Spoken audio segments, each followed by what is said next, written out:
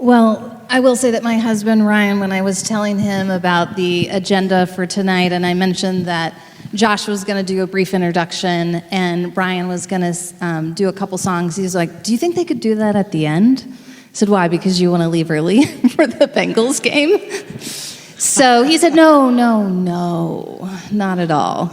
But I'm Jen. It's great to be here. I am so excited to have a conversation with Samuel James, who Josh has already mentioned is the author of Digital Liturgies. And this is actually the first time that Samuel and I are meeting in person. We have done a Zoom event together for the launch of Scrolling Ourselves to Death. But I think these kinds of events can be really fruitful. You know, you get to hear us talk. You get to hear me sort of pitch a lot of really softball questions to Samuel about his book, but I think to dig in a little bit more practically in terms of my own curiosities, you know, as a mom and as just, you know, a human being in the world trying to deal with digital technologies. This also, though, gives you an opportunity to ask questions as well. So at the end of the event, we're going to really try to save time for a Q&A. So you better be listening so you'll have something to ask. I told Samuel that when we were starting this conversation, I think we should situate it a little bit generationally. Because we are from different generations, and I think it is very interesting to kind of think about how we actually narrate our biographies through technological development. Like, how often have you told, you know, the story of your life, and you're like, I remember I was in 8th grade, and I got my first cordless phone for me personally. So I thought we would situate this conversation. I said, you know, you tell your tech bio and I'll tell my tech bio. And what I want to do as we open this way is to kind of think about Neil Postman's idea, which is Scrolling Ourselves to Death, by the way, is just sort of a retrospective look on Neil Postman, who was a media critic 40 years ago, wrote Amusing Ourselves to Death, wanted to talk about how the advent of television was trivializing our culture. And little did he know where we would be now. Anyway, so I thought it would be interesting to just kind of, so start with, Neil Postman talked about technological change is ecological. I think that's just a really important thing to think about. When you think about ecology, you're thinking about environment. So often when we think about technology, we think about, I have a new phone, I have a new tool in my tool belt. And Neil Postman says that's actually not how technological development works. You add a new tool, and your experience of the world actually changes. And I think that's so true.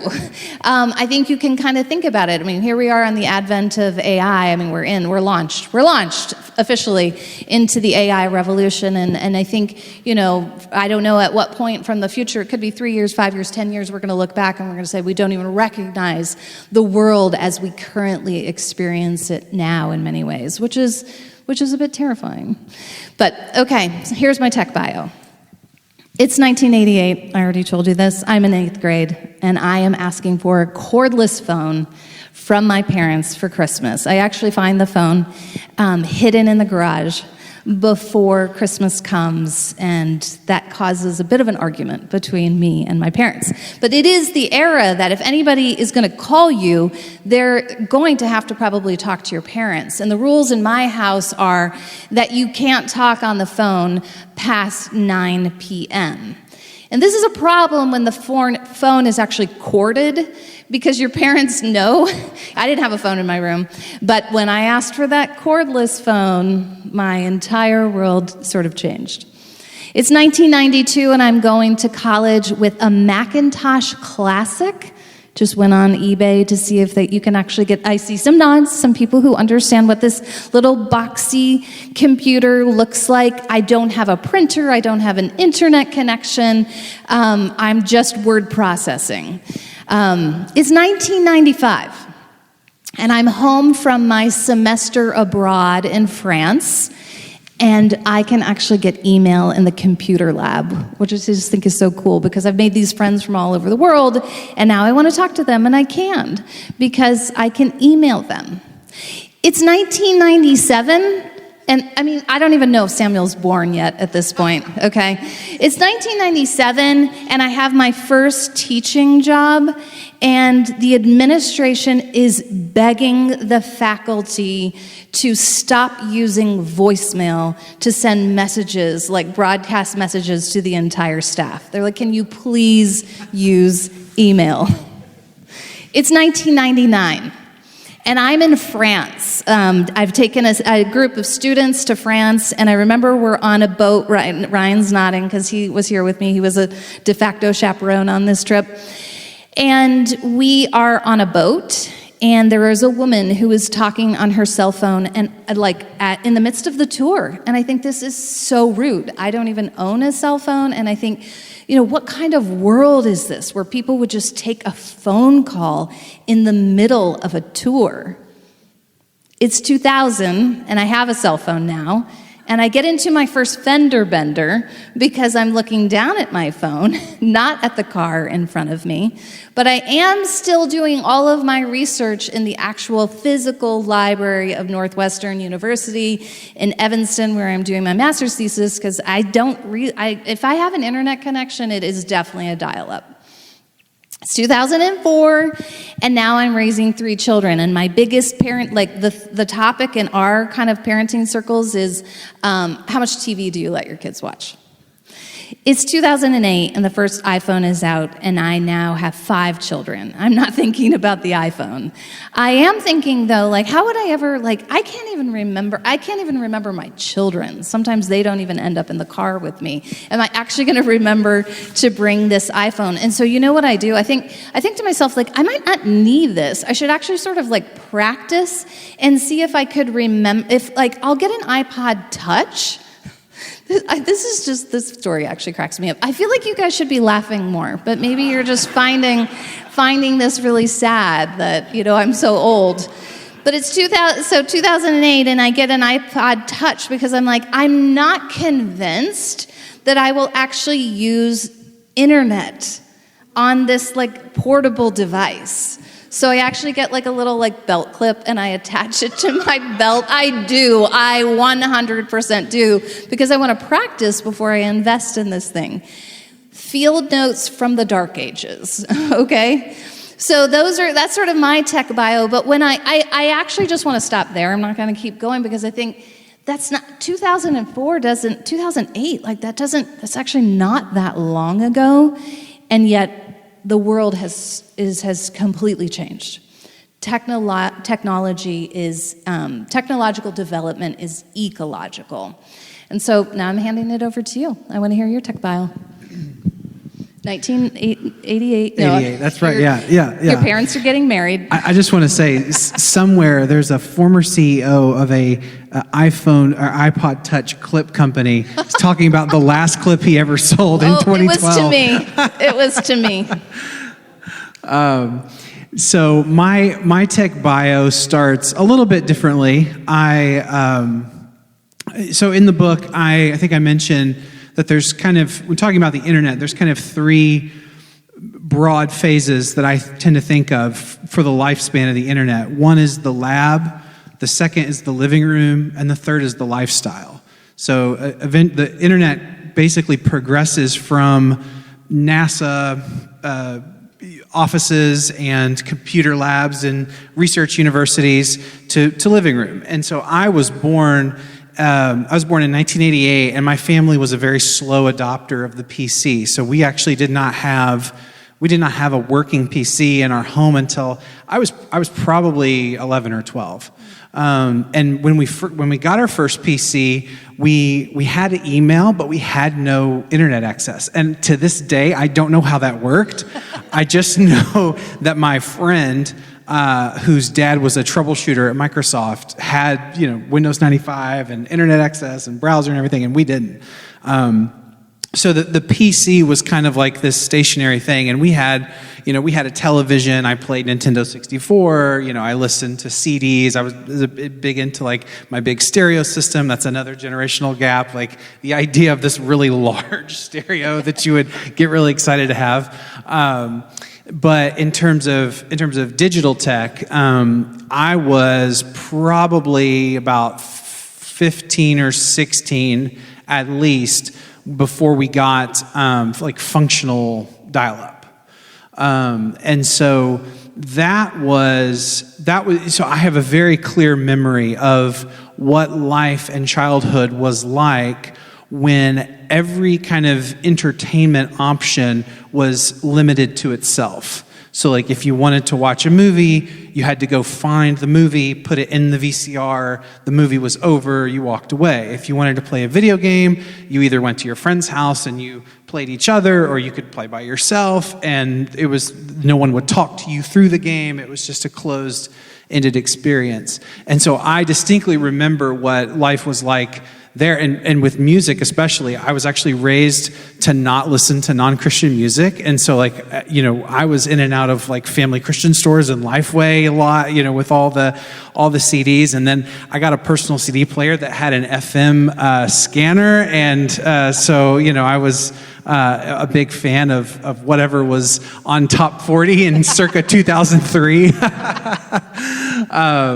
So when I got around 16 or 17, we got internet access, and obviously that was its own kind of thing of the endless content and kind of the feeling of discovery, but also like the big kind of transformation was social, because by the time I was a freshman in college, it felt like everyone had migrated to Facebook. So Facebook was the big thing, and that was pretty revolutionary, because before that, the notion of what friendship was very different. So friendship was essentially in-person time or calling on the phone. And Facebook introduced this relationship with this person that was totally mediated through impersonal activity. So we had Facebook in college, got everything that kind of went with that. And so my history of tech is pretty, just running parallel with kind of tech developments at that point. I didn't get an iPhone until much later, after it had come out.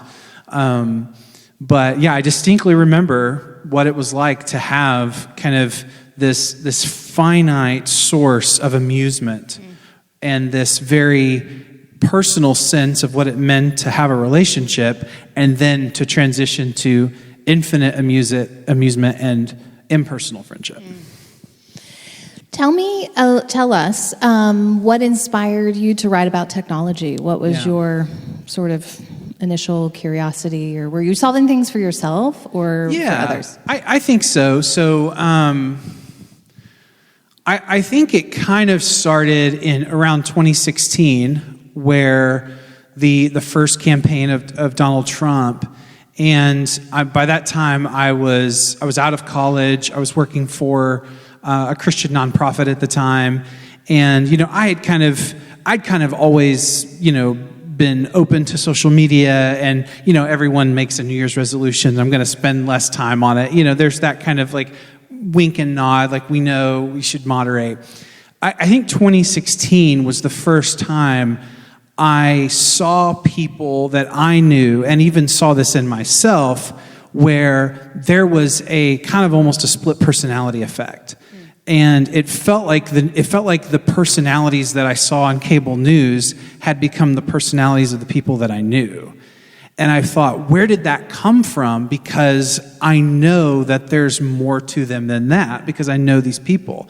And what's going on with Christians like piling on to other Christians and just being, and I know all of this existed before 2016, but I think 2016 kind of crystallized it for me in a way.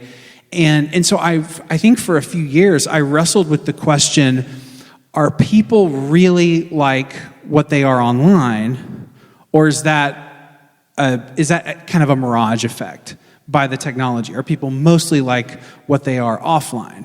Like, which one is the real you? And so in 2020, I read a book called The Shallows, What the Internet is Doing to Our Brains by Nicholas Carr. And what Carr gave me, it was not from a Christian perspective, from a neuroscience perspective. He gave me an answer to that question, and the answer was both. Because the type of people that we are responds to digital environments in a way that is formative. And so what Carr argued with science and kind of a history of reading and a history of the codex and technology was that if you kind of calibrate your ability to think and your ability to feel and communicate according to the internet, you are going to come out a particular type of person. Because the internet creates this type of person. It creates this type of thinker, this type of learner. And when I finished that book, I was convinced of his thesis, and I realized that this had massive implications for my Christian life. Because if this is true, then the way I'm thinking about other Christians, the way I'm thinking about theology, maybe even the way I'm thinking about my own spiritual life could be inflected by my habits, by these digital spaces that I inhabit. So I think I wanted to find a book that kind of made Nicholas Carr's work talk to the Bible, and I couldn't quite find that in a way that satisfied me, so I wrote it. Okay. You did a great job. I don't know if you actually use the word habitat right there, but you use the word habit. And I want you to talk about those two ideas in terms of how they flesh out what you're arguing in the book. Well, this is really fresh on my brain because I just submitted a manuscript for teens on tech habits. So 10 tech habits for teens. It's called Scroll Less, Live More, and it's going to be out next fall. But so Pre-order now? Well, no, not yet. I literally just sent it in. But I've been thinking a lot about habits. So what I would say is that a habitat is the environment into which our attention and our emotion and our presence is directed. So this church is a habitat, and one of the illustrations that I like to give about the power of a habitat is if you imagine that every Sunday morning, instead of coming here and singing and observing the liturgy and reading scripture and being with other Christians, every Sunday you simply met your pastor in a parking lot and he stared at you in the face and he said, "The gospel is true. Now you can go home." Well, what he said is true, but what he said is not going to drive that truth deep down into your heart in the way that the Sunday morning worship will. And so that's the example of two things that are one message in both settings that's true, but one is getting pushed deeper down into your heart through the habitat that you inhabit. It's one reason why it feels so much easier to be a Christian in here than it does out there. And that's, we usually talk about that negatively, like, we need to be Christian out there, not just in here. But one reason that it's easier to feel like a Christian in here is that's the power of the habitat. This is a sanctified space. This is a formative space that we inhabit with other believers. And so in Digital Liturgies, what I basically suggest is that the internet is a kind of church. So that when we log on to Facebook or we log on to Instagram or X or anything like that, even YouTube, even streaming services, when we do that, there are a particular set of value statements, of emotional postures that these technologies have within themselves that are creating a worshipful atmosphere, not unlike what we experience Sunday morning, except it's oriented not around the gospel. It's oriented around something else. So, so that's habitat. Habit, I think, is the way that the habitat gets into us. So the habit is the inroad that we build so that the habitat can leave its mark on our heart. So the habit of scrolling on your phone first thing in the morning, which I'm guilty of as much as anyone. The habit of kind of looking to see what the comments say on a particular news story before you decide what you think about it. Like trying to kind of, parse out what are the right kind of people saying, what are the wrong kind of people saying. That's a habit too. So habits are what build bridges from the habitat to our heart. I love the word habitat because it makes me think of the zoo. I mean, it really does. But, if you think about the zoo and you think about animals at the zoo, they just take on certain behaviors, right? If you're a lion in a confined space, you're going to start to behave differently. You might want to choose when you think about it in terms of the internet, you may want to choose wonderful habits, but the habitat may actually be so counter to the kind of habits that you want to form that it may become impossible for you, Right. So talk a little bit about that. So let's dig into the internet as a habitat. What is it forming in us? Yeah. Really quick, do you mind if I read Psalm 1? No, please. So I think that there's biblical basis to be talking about habitats this way. Psalm 1, blessed is the man who walks not in the counsel of the wicked, nor stands in the way of sinners, nor sits in the seat of scoffers, but his delight is in the law of the Lord, and on his law he meditates day and night. He is like a tree planted by streams of water that yields its fruit in its season, and its leaf does not wither. In all that he does, he prospers. The wicked are not so, but are like chaff that the wind drives away. In that psalm, you have the idea of proximity leading to plausibility. So proximity, what you are around, what you are close to, what you are immersed with. So the language of not walking in the counsel of the wicked, or standing in the way of sinners, or sitting in the seat of scoffers, contrasted with someone whose delight is in the law of the Lord, and he is like a tree planted by streams of water. And right there, the law of the Lord is the stream of water in that analogy, and to be planted in the word means to be planted by it. So there's an idea that whatever is around the tree is what's nourishing the tree, in the same way that the man has a choice whether to be surrounded by the sinners and scoffers or not. So that's kind of my biblical foundation for habitat.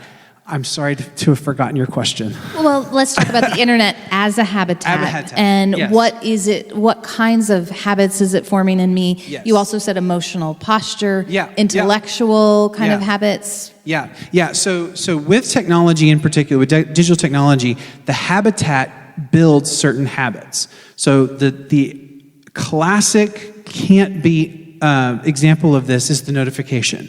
So for example, you get a notification on your phone. There is a reason that notification is read. There's a reason that notification pops up on your phone. There's a reason that notification is worded the way it is. It's because that is all engineered by social media designers in order to get you into the app as fast as possible. And there have been former Google engineers and former Facebook engineers who've written books and written essays about they were in the room when this notification system was built, and it was all psychology. It was all how do we even like decorate it in a way that just makes it impulsive and hard to resist. So for example, in the emotional posture question, your social media algorithm is designed to show you whatever it thinks you will engage the most with, even if you don't want to have engaged with it. So, for example, if you log in, it's probably other people have shown a lot of engagement in, and what is that likely to be? Well, it's likely to be one of the 7 deadly sins, right? It's either going to be lust, it's either going to be anger, it's going to be something that is coded a certain way in order to arouse your immediate response, which is it's never like, the algorithm never rewards, oh, so-and-so is such a faithful brother in Christ. I just want to, that's, the algorithm doesn't reward that because we don't feel, but if I got up and said, unless you're parenting your kids in this way, you are a loser parent, that right there initially got a fast response, and that is what the algorithm is going to reward. So there is a state of emotional dysregulation. I love that word. It's a word that Claire Morrell uses in her book, The Tech Exit, to talk about kids who are exposed to this too early, that they develop kind of this emotional dysregulation. There's a perpetual state of emotional dysregulation that is brought on by the technology itself. Which I think begs the question of personal responsibility. You talked about the algorithms. We're talking about the habitat. Like if, let's say, you're the gorilla in the cage and the keeper, comes at 3 p.m. every day, to deliver your food, like 2:50, 2:45, you're always going to line up at the door. Is that, the habitat then is sort of habituating you, right, to have certain responses. And I think you'll see this in a lot of tech literature as to people fall in different categories here. How much personal responsibility do we have? Are we victims of the algorithms? Are we victims of the internet? Because we have to use the internet. Or maybe we don't. I don't know. Maybe you're going to tell us that we don't have to use it. But presuming we have to use the internet, to what degree can we exercise a certain amount of agency and freedom in this habitat? So, to the last point about do we need the internet, I don't speak for all Christians or all kind of tech writers on this. My burden is to help myself and other Christians and my family be wise in the tech age, not to help us escape the tech age. And that's my personal conviction, and other people have more radical convictions about the way they want to shape their household, and I think there's absolutely space in the household of God for people to say, I feel strongly convicted about this, or I'm willing to do this, but not that sort of thing. Speaking for me, I think that what is most kind of consistent with the scriptures and most helpful for us as believers is to learn wisdom and to kind of use community in a way that resists tech's formative impact on us without necessarily wanting to build bunkers and silos where the tech can't reach us. And I take that from Jesus' prayer in the upper room. I do not pray that you would take them out of the world, but that you would preserve them from the evil one. So Jesus has a category for being in the world, but preserved from the evil one. And that's kind of the space I want to occupy. In terms of the personal agency question, I think it's a really good question. And one of the reasons that Nicholas Carr's book, The Shallows, is so helpful. Can everybody hear me okay? The mic might be falling up and down. I do this on the phone, and it drives my mom nuts. She's like, I cannot hear you. You need to speak. I don't know what it is.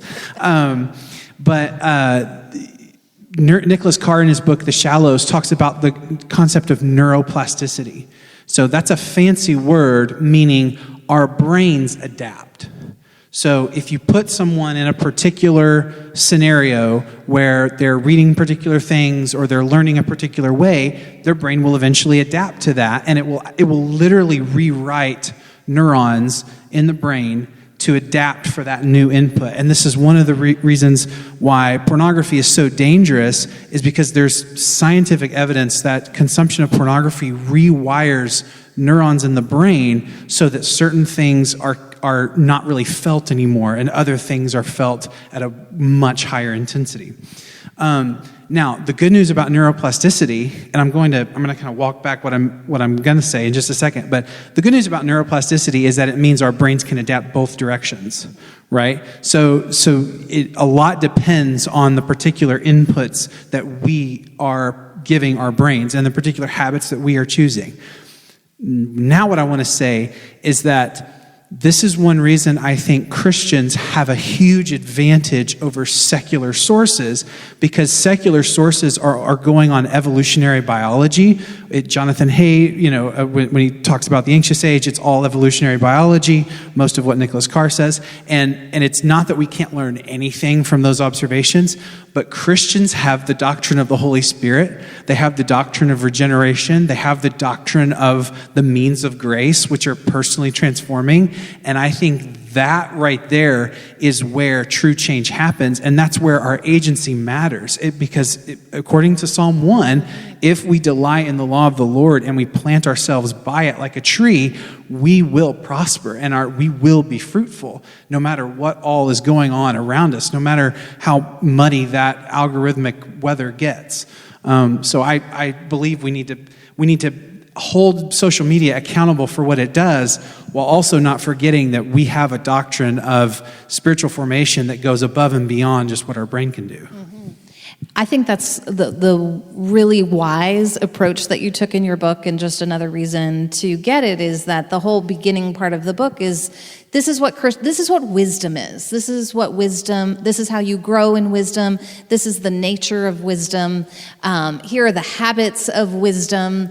And that lays a foundation for then talking about technology. I think one of my favorite quotes, I think this is from The Secret Garden, but like, you can weed a thistle or you can grow a rose, and maybe in this conversation, you have to do both, and I look forward to what Robert will be sharing on tomorrow and Saturday. Let's talk about some of your personal kind of choices and convictions, recognizing I'm really thankful that you said there will be a breadth of, there's going to be difference, right, in terms of how Christians might think about certain habits. I think we could say pornography is off the table for Christians, but why don't you start with one important, technological habit, maybe it was a habit of resistance, that has proved really fruitful for you?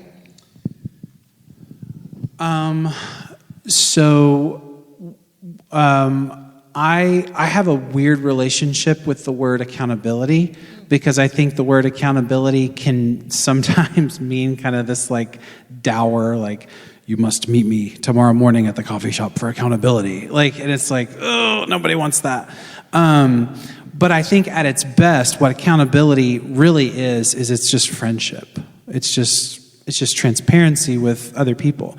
And so at different points in my life, depending on my season of life, there have been people who have held me accountable. And one of the practical ways they do that is I actually have like a pretty extensive list of like websites and apps that I don't want myself access to. Part of that is just for purity and temptation, but all that is for time wasting and emotional dysregulation. So, and that doesn't necessarily mean that every habit I have is therefore perfect. But I think honestly, what's most radical for people like us living in 2025 America is the idea that our phones can be somebody else's business. Anytime I talk about this, I can sense the room getting really stiff, because I think people, and even Christians, I think we really, really strongly feel a sort of do not enter tape kind of around our digital lives. And I think we've just kind of inherited that from the ambient culture. And I think it's very, very difficult, perhaps impossible, to be wise in the way we're talking about if nobody has access to what you're doing, if nobody kind of has a foothold to say, hey, what's going on there? Or do you need some limits? You want me to help you? So that kind of openness with another person, I think, is a big deal. Another thing that I've tried to do is, and I've done this imperfectly, is I've tried to kind of like set up some just practical barriers. So, I have an app on my laptop that will block all social media for a certain amount of time. And it's kind of weird. You talk about that and it doesn't sound like that revolutionary, but for those who, especially millennials like me, who I think millennials have it the worst in some cases, because we onboarded onto this technology at a very socially formative time where we were teenagers, and that is like, it's like getting into rock music when you were 13 or 14. Like you associate it so closely with these formative years, it's hard to imagine life without it. And so these practical barriers like technology that will limit your access or block something entirely, even if it's not something bad, but you know that actually I need to be doing something else.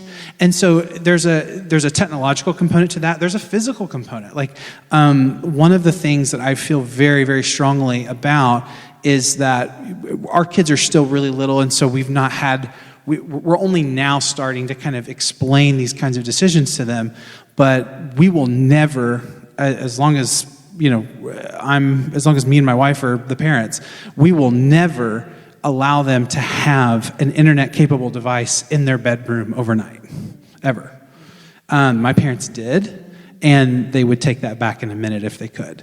That is just, and like I said, I think we want to give each other space as Christians for disagreement, but I think there are some particular touch points that are so helpful that I really strongly hold it out as a recommendation, and I think ignoring that is perilous. Thank you for that. Tell us a little bit more about just anything you want to elaborate on in terms of your family life, because I know we do have a lot of, young parents, young families in our congregation. I personally am not one of them, but. But my phone, by the way, if you have teenagers in your house and they take your phone all the time, right? Am I right? I have 2 accountability partners right here. They're my senior boys in high school. They're constantly looking at my phone. I'm like, good thing nothing's happening on that thing. But okay, back to your family and your family choices. Yeah, so my oldest is 9. My middle is 6, and my youngest is 3. So their life is pretty, they don't have friends who have, well, with one exception. I'll talk about that in a second. But so a lot of those decision making has been kind of straightforward and intuitive. So I don't want to posture and lecture other parents from a position of my kid is 9. That's a lot different than your kid is 16, comes home from high school crying because everyone else has a phone. And I realize that's a very different parenting moment than what I've had to deal with to this point. But one of the principles that we've tried to put into place is the bigger the screen, the better. So that sounds weird, but the bigger the screen, the better. So what we want to do is we're not keeping our kids from movies. I think my family watched a movie tonight, probably.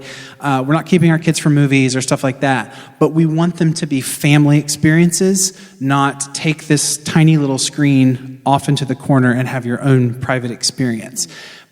First of all, that kind of sets the stage for curiosity and accidental discovery that we want to avoid if possible. But second, it reinforces the sense that this is my little world and you don't get to participate in it. And that is itself a very broken and dysfunctional relationship with digital technology right there, as we've talked about. So kind of the bigger the screen. So rather than hand them an iPad and say, you can watch something in the bedroom on this, turn it on the TV. Or you can turn it on a laptop in the middle of the living room and say, we're all going to watch this. People have different ideas about how much screen time is good versus how much is helpful, and that's, I'm not an expert on those questions at all. But I tend to think that the more we can kind of center the family experience in all these things, the better, rather than kind of empowering people to have their own private consumption. Mm-hmm. Wonderful. Well, I'm noticing it's about 8:15, so are you getting your questions ready? Because I only have a few more questions myself, and hopefully we can engage your curiosities too in this conversation. I think we've talked about, a few personal choices and convictions. We can talk more about those if you have questions for either of us. We've talked about family life, but let's talk about church life. What are ways that churches can think well about the place of digital technology? I hope I'm not getting him in trouble here. And again, I think it's, I think different congregations are going to make different decisions. Yeah. But are there frameworks that we can, just as you offered, technology in the home, family experience. Yeah. What about within congregational life? Yeah. So I just want to be careful because I come from a church context that is pretty radical on this question. So we do not have a live stream at all. We do not share recordings of the service until well after Sunday's done. So there's no live streaming in our church. There was for like 3 months during COVID, and then that was it. And so I understand that we are kind of outside probably the median with that, and that's fine. I think faithful gospel preaching, effective churches can differ on the should they or shouldn't they question. What I would say in terms of framework is that I feel very strongly that church is not something you can download. You don't download church. You don't stream church. You don't put it on your computer screen. The church is a living body that one another's itself. Pray for one another. Rejoice with one another. Weep with one another. There is that one anotherness that is essential to the church that you cannot get between me and the Facebook live stream.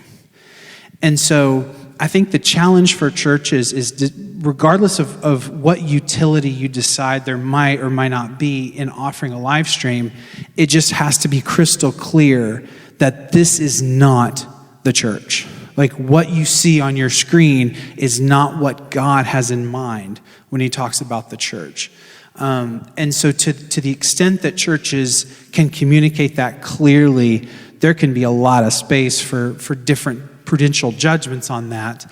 But I think particularly in an age where we're getting, people are unveiling completely online churches, like where you can just grab your phone and log in and create an account and you're part of a church. It's really, really important for Christians and Christian leaders to have an anthropology and a theology of the church that can explain why that's not legitimate. Do you want to say a little bit about embodiment? Yeah. Okay. Because I know we haven't really touched on it in the conversation, but you do talk about it in relationship to wisdom. Yeah. So embodiment is the way God created us. So God did not create us as pure mind. We're not pure minds, and that fake C.S. Lewis quote that you're not a body, you are a soul, you have a body. He never said that. And he never said that. B, it's a really bad quote because it's unbiblical. You do not have a body the way you have a pair of shoes. You are a body, and Jesus promises that when he returns, he will give you and me a new body.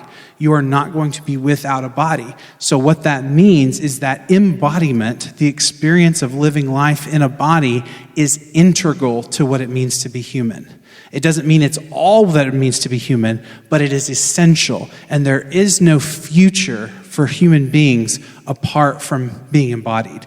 So what that means is that to the degree that our conception of ourselves is disembodied because of the way we use the internet and because of the way we maybe interact with church via online, if our conception of what it means to be us is disembodied, we are going to not live in wisdom because we're living counter to the way that God designed us. And I genuinely think that a key factor in the gender insanity of what's happened over the last few years has been because the internet has radically reshaped our intuitions as to what it means to be a person.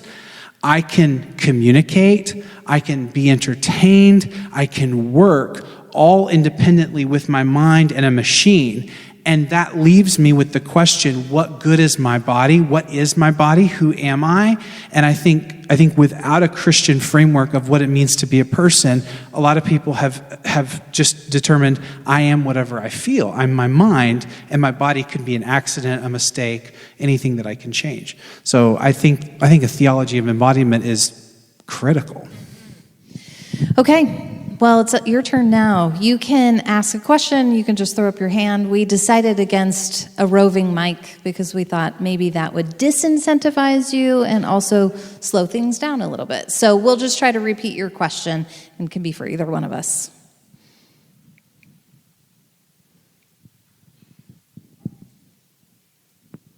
Okay.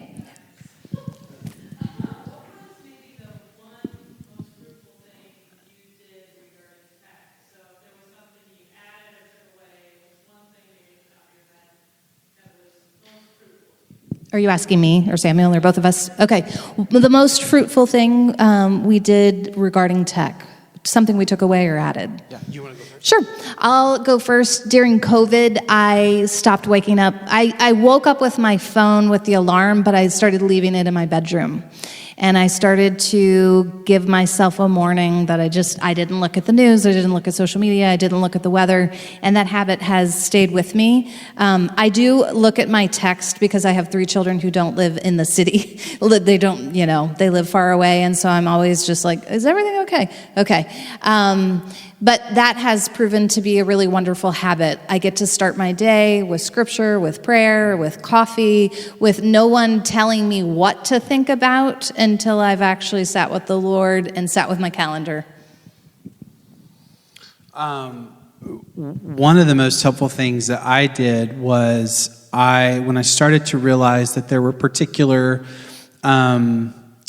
apps or particular activities that were making me anxious or angry or were just wasting my time, I would ask my wife to change my password for these, and she would come up with a password, and so part of that was just me reckoning with just a natural lack of self-control on my own end, and just saying, I want to be wise, I don't have the necessary discipline, so I'm going to ask for help, and that is for me. It's not just effective, but it kind of reminds me that there's more than me at stake here. Like, it matters to my wife and my family if I'm wise with my technology. It's not just about me. And so kind of touching on these other people has been a new way of thinking about this for me that I think has been very beneficial. Mm-hmm. Yes.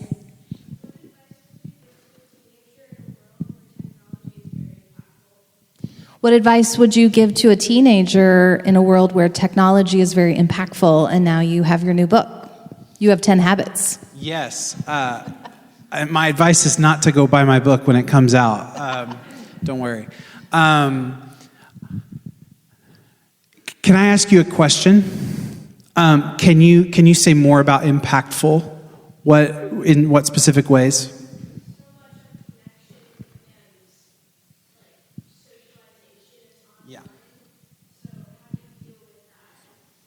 Yeah, so she says so much socialization and connecting with other people is handled online. I'll say this, you will never regret the time that you took to spend with someone in person. Like that is going to be something that, like, as you get older, because I experienced this too. I kind of kept people at arm's length when I was a teenager and when I was in college. I protected my time, not my relationships. And then I got into my 20s and I realized that was such a bad mistake, because in my 20s, what I had was time and what I wanted was relationships. So I think for the tech element of it, there is a sense of remembering what you're not going to regret later on. So like in the moment, it feels like everyone is just on the apps, but every phone call, every hangout is going to accrue to a sense of closeness and a sense of relationship that, to the degree that your friendships are going to be mitigated through likes and comments and things like that, you're not going to feel that. Is that helpful at all? I was also going to say, it doesn't go away when you're an adult, because you make certain tech choices as an adult, and it does leave you a little bit sort of out of the loop. I had this experience today when I finally got back on TeamSnap, which is like the app that you're supposed to get on, and parents, and all of a sudden I had like 70, messages that I had to wade through, and I know the soccer moms think that I am the worst parent in the world, but I can't take 70 notifications in a day. I can't handle that. And so it does, every courageous choice feels hard. It always does. Doesn't matter what age you are. Josh. We talked a lot tonight about the digital world through what it does to us or the way that we're consuming things. I wonder if you could talk a little bit about its role in the way people express themselves. Mm-hmm. As a part of that, I know Jenny touched on that a little bit in your essay for the book, but either of you can talk about it. So the question is, we've talked a lot about how digital technologies shape the way they form us, but how do they specifically form how we express ourselves, and how does that sort of change in the internet? Yeah. You talk about this too. Yeah, I feel like that's such a big, that's its own talk, that the idea of the digital era's effect on self-expression. I'll pull kind of a couple things that come to the top of my head. I think one thing, and you kind of have, bear with me here, because this can be hard to articulate. On the internet, you don't exist unless you post. So it's not like embodied relationship where if I'm talking to you and you're just listening, I know you're there. But on the internet, if you go silent, you don't exist. The internet's kind of universe is one in which existence is content. Content is existence. And so what I've seen that do to my generation is it has really, really affected our ability to silently grieve, to silently contemplate, and to be okay with thinking and praying about something before we wade into it.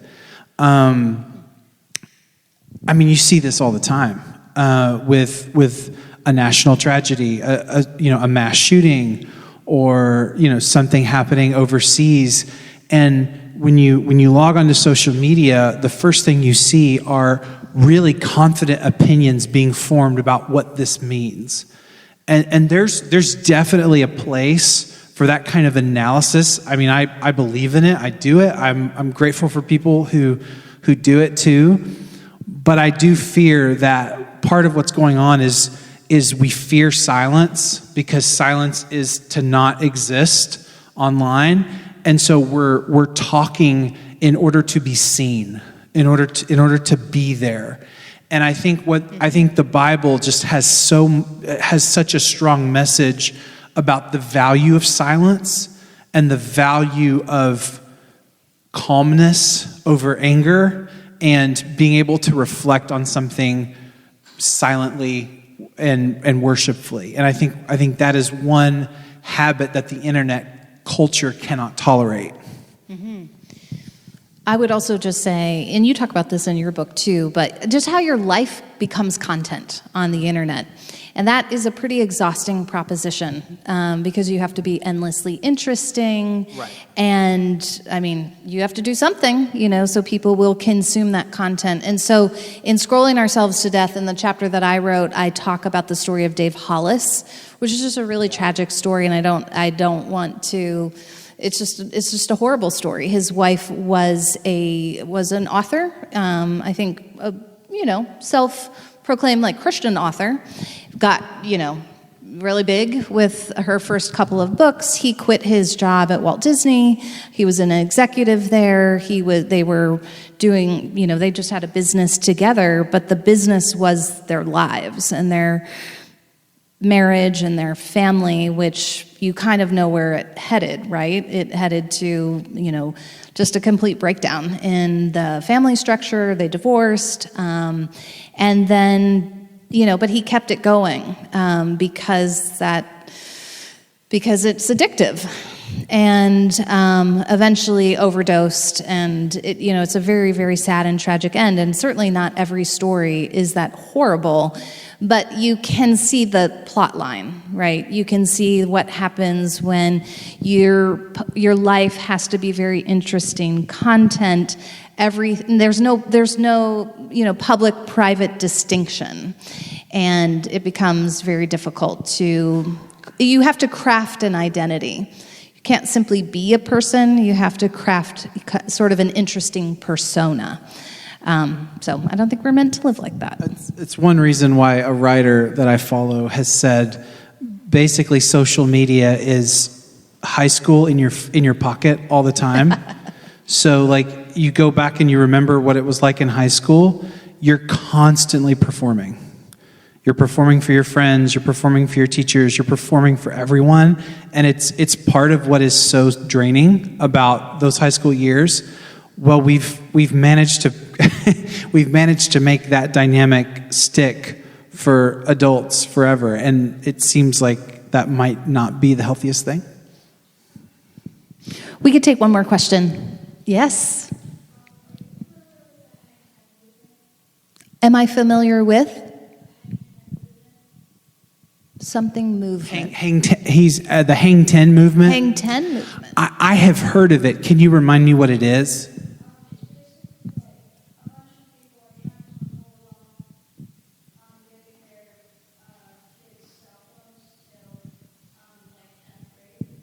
Yes.